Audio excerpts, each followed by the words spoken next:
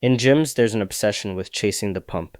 We check ourselves in the mirror, feel the muscles swell, and revel in the transient fullness. But is the pump more than just a visual satisfaction? This introduction sets the stage for exploring the science behind the muscle pump. We'll look at what causes the temporary swelling you feel during high volume training and whether it contributes to long-term muscle growth. The pump might be useful for certain things, but it shouldn't become the only goal of your workout. Over the coming slides, I'll break down the physiology, examine the evidence, and show how to use pump work strategically rather than chasing it blindly. Let's start by defining exactly what the muscle pump is. A muscle pump refers to the temporary swelling you feel during a hard set when your muscles fill with blood. It's essentially a form of reactive hyperemia. Repeated contractions squeeze veins closed while arteries continue to deliver blood. This causes a transient accumulation of fluid within the muscle, making it appear fuller and more vascular. That sensation of tightness and fullness is why lifters love the pump. However, it's important to keep in mind that the effect is short-lived and doesn't necessarily reflect permanent muscle growth. In this presentation, we'll dig into the science behind the pump, what causes it, and whether it has any real impact on performance or hypertrophy. The pump is a consequence of hemodynamic and metabolic events. When you perform repeated contractions, especially with lighter loads and short rest, the contracting muscle compresses its veins. Arteries, having thicker walls and higher pressure, continue to deliver blood to the muscle, but the venous blood has difficulty escaping. This one-way delivery causes blood and plasma to pool in the working muscle. At the same time, metabolites such as lactate, hydrogen ions, and phosphate accumulate. These solutes increase osmotic pressure, drawing water into muscle cells and the surrounding interstitial space. The combination of restricted venous outflow and osmotic fluid shifts produces the familiar engorged feeling. High-rep, short rest sets amplify this effect, whereas low-rep, long rest sets minimize it. Nitric oxide is a gaseous signaling molecule produced both in the blood vessels that supply your muscles and within the muscle fibers themselves. During exercise, your cardiac output rises and the shear stress exerted on the endothelial lining of your arteries and arterioles increases. This mechanical shear, along with elevated calcium from muscle contraction, activates nitric oxide synthase, NOS, the enzyme that converts L-arginine into nitric oxide. Your body also has an alternative pathway. When oxygen is low or pH drops during intense exercise, dietary nitrate from foods like beetroot and spinach can be reduced to nitrite and then to nitric oxide. Regardless of the pathway, nitric oxide diffuses quickly into the surrounding smooth muscle cells, initiating downstream signals that lead to vasodilation. This sets the stage for the next slide, where we explore how vasodilation works. Once nitric oxide is produced, it acts on a specific receptor enzyme inside vascular smooth muscle called soluble guanylate cyclase. This enzyme converts GTP into cyclic GMP, free GMP. Rising cGMP levels activate a cascade that lowers intracellular calcium concentration, relaxing the muscle cells that wrap around your arteries. As these muscles relax, the vessel lumen expands. The result is vasodilation, a widening of blood vessels that allows more blood to flow to working muscles. Increased flow not only delivers more oxygen and nutrients, but also helps remove metabolic waste products, setting the stage for sustained performance. Vasodilation isn't just about aesthetics. It has functional consequences. When vasos dilate, more blood can be pumped into the working muscle. That means greater delivery of oxygen and substrates like glucose and amino acids, which support ATP production and protein synthesis. At the same time, enhanced perfusion helps wash out accumulating metabolites, such as hydrogen ions and lactate, which contribute to fatigue. Research on nitrate supplementation shows that increasing nitric oxide availability can extend the number of repetitions completed in upper body lifts without influencing power or velocity. While the effect is modest and context-dependent, it underscores the idea that improved blood flow can translate into better endurance in certain exercises. As metabolites accumulate and osmotic pressure rises, water begins to enter muscle fibers. The membrane of a muscle cell is more than just a passive barrier, it's a mechanosensory. When intracellular fluid builds up, the membrane stretches. This stretch activates signaling cascades, particularly the mitogen-activated protein kinase MAPK pathway, that increase protein synthesis and reduce protein breakdown. In other words, the cell perceives swelling as a threat to its structural integrity and responds by reinforcing itself. That said, swelling is transient. Once blood flow returns to normal and metabolites are cleared, cell volume returns to baseline. Understanding this temporary nature is key to interpreting the pump's role in hypertrophy. The cell swelling theory proposes that when muscle fibers swell, mechanosensitive signaling pathways are activated to reinforce the cell. Research shows that swelling can increase protein synthesis and suppress degradation. However, when scientists compared low load versus high load resistance exercise at equal volumes, both produced similar muscle thickness increases despite different levels of congestion. Low load sessions often generate greater lactate accumulation and swelling, yet they do not consistently produce more hypertrophy over the long term. Metabolic stress is an important anabolic stimulus, but it works in concert with mechanical tension and progressive overload. While swelling may contribute to intracellular signaling, it is unlikely to be the primary driver of muscle growth. Keeping this perspective prevents overemphasis on the pump at the expense of proven training variables. Researchers comparing protocols with equal volume but different intensities found that both low load and high load sessions produced significant muscle swelling and lactate accumulation. In one study, low load training increased elbow flexor thickness by roughly 19% and raised blood lactate by 164%, while high load training increased thickness by about 11% and raised lactate by 105%. Despite the larger pump with lighter loads, the differences were not statistically significant, and both strategies yield similar acute swelling.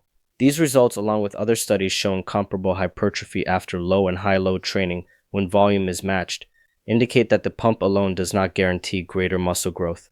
Instead, consistent progressive overload and sufficient volume drive adaptations. While the pump can be satisfying and may contribute to anabolic signaling, it isn't the key driver of long-term hypertrophy. The most robust evidence points to mechanical tension, the force your muscle fibers generate, and progressive overload, gradually increasing weights or volume, as the primary stimuli for growth. Training strategies that combine moderate to heavy loads, sufficient volume, and progressive improvements over time reliably increase muscle size, whether or not they produce a huge pump. The pump can be used as a cue that blood flow is good and you're engaging the right muscles, but it shouldn't dictate your programming. Don't chase the sensation at the expense of progressive overload. Multiple mechanisms contribute to muscle growth. Mechanical tension generated when you lift a heavy weight or apply high force directly stimulates mechanosensory that activate mTOR signaling and satellite cell activity. Metabolic stress, reflected by the pump, provides an additional but smaller stimulus, likely through cell swelling, hormonal responses, and recruitment of high-threshold motor units. Muscle damage plays a role but is not essential. Excessive damage can actually slow recovery. The bar chart illustrates these relative contributions qualitatively. The takeaway: ensure your program prioritizes progressive tension through load and volume, while accepting the pump as an adjunct rather than the cornerstone. Many lifters report that a good pump makes subsequent sets feel easier. To test this, researchers have examined whether increasing blood flow can enhance performance. Nitrate supplementation, which boosts nitric oxide, has been shown to increase the number of bench press repetitions to failure without affecting power or velocity. This suggests enhanced endurance via improved perfusion. Another performance aspect is the mind-muscle connection. In controlled studies, instructing lifters to focus on their triceps or chest during the bench press increased muscle activation by roughly 20-25% at 50-60% of one repetition maximum. However, this effect disappears at heavy loads and doesn't necessarily translate to greater strength. In fact, an external focus thinking about moving the weight rather than specific muscles often yields better performance outcomes. Internal focus can be a useful tool for hypertrophy-oriented sessions, but isn't a magic bullet for lifting more weight.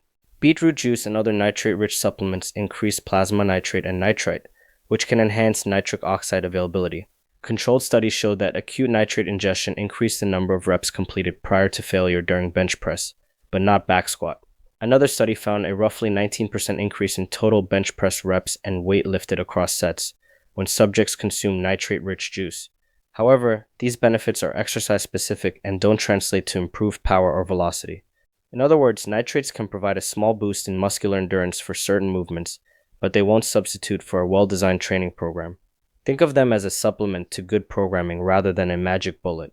The mind-muscle connection refers to consciously focusing on the muscle you intend to work. Studies show that when subjects are instructed to emphasize the triceps or pectorals during the bench press, muscle activation increases by roughly 20-25% at 50-60% of 1 RM. However, this effect disappears at higher intensities and does not necessarily translate to lifting more weight. Moreover, research on attentional focus suggests that an external focus, Thinking about moving the bar or your hands tends to improve performance more than an internal focus. Internal focus can be a helpful tool for hypertrophy-oriented sessions or for learning new movements, but during heavy lifts, you're better off concentrating on the task rather than the sensation. The pump isn't free. It comes with metabolic costs. Because veins are compressed and blood pools, the delivery of oxygen and removal of waste products are temporarily impaired during a set. This contributes to a burning sensation and early fatigue. Accumulating hydrogen ions lower pH, interfering with contractile proteins and energy pathways. High-volume pump training can therefore limit the total weight you can handle and reduce the number of quality repetitions across the session. To get the best of both worlds, combine pump-focused sets with heavier strength work, separated by adequate rest. This ensures you reap the metabolic benefits of the pump without sacrificing the mechanical tension needed for hypertrophy. Beyond physiology, the pump has a psychological component. Feeling your muscles fill out and seeing veins pop can be immensely satisfying. Many lifters report that a strong pump boosts their confidence and motivation, making them feel like they're having a productive session. This subjective satisfaction can improve adherence, and there's nothing wrong with enjoying the sensation. However, motivation derived from the pump should be viewed as icing on the cake. The most important drivers of progress are consistency, progressive overload, and recovery.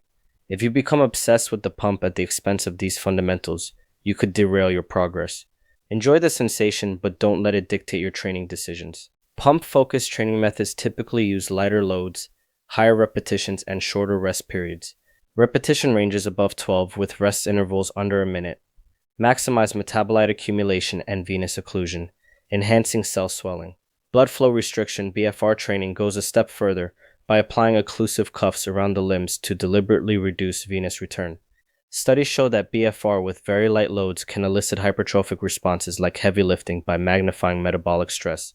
While these techniques can be effective tools in your toolbox, they're also taxing. Very high rep work and BFR produce pronounced metabolic fatigue and should be programmed sparingly. Balance pump sessions with strength work and ensure adequate recovery between high metabolic bouts. Several supplements aim to enhance the pump by increasing nitric oxide or changing fluid balance. L-citrulline, a non-essential amino acid, is converted into L-arginine in the kidneys and then to nitric oxide. It's more effective than L-arginine at boosting plasma arginine levels. Typical dosages are 3,6-G of pure citrulline or 8-G of citrulline malate. However, some evidence suggests doses over 10G may be needed for a pronounced pump. Dietary nitrates found in beetroot juice and spinach enter the nitrate-nitrite pathway, producing nitric oxide under low oxygen and acidic conditions.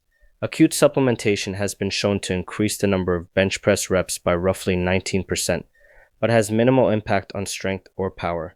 Glycerol acts differently. It pulls water into the body and increases plasma volume. Hyperhydration with glycerol can delay fatigue by 5-24%, but has been banned in sport as a plasma expander. Recreational athletes may still encounter glycerol in some pump products. Pump supplements are popular because they promise a dramatic visual effect and the hope of performance gains. In reality, their benefits are modest and variable. Citrulline reliably increases plasma arginine and nitric oxide, but does not consistently translate to greater strength or hypertrophy unless doses are high. Beetroot juice can enhance muscular endurance in certain upper body exercises, but may have no effect on lower body power. Glycerol hyperhydration increases fluid retention and can delay fatigue, yet it's banned in sport as a plasma volume expander. There is no magic formula.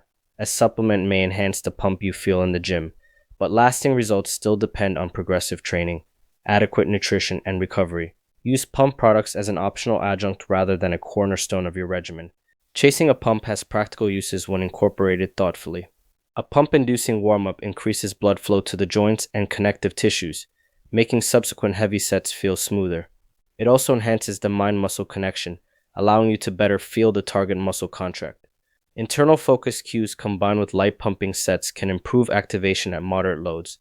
For hypertrophy-oriented sessions, integrating a pump set at the end of an exercise can help you fully exhaust a muscle and extend time under tension without adding heavy mechanical stress.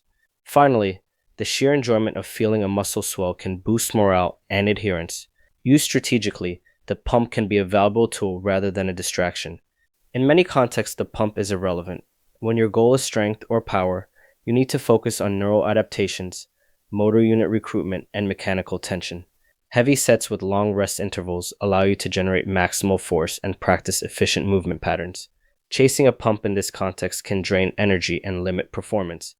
Similarly, if you already have sufficient training volume and your muscles are progressing, an extra pump set may offer little additional benefit while increasing fatigue. Always prioritize progressive overload, quality movement, and recovery.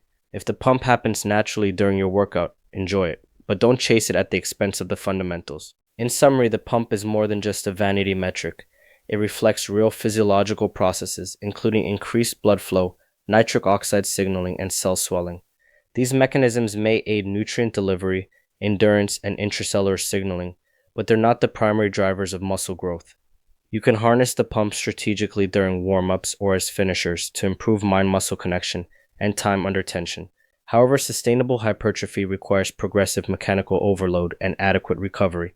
Treat pump supplements and pump training as supportive tools, rather than the foundation of your program. The bottom line is that the pump isn't everything, but it's not nothing either.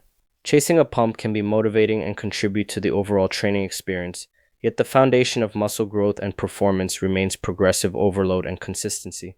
Fuel your training with science rather than hype. Make informed decisions about supplements and methods. If you enjoyed this evidence-based overview, please consider subscribing for more content and share your experiences chasing the pump in the comments. Encourage others by sharing this information so we can collectively move beyond myths and focus on what truly works. Thank you for listening, and keep training smart.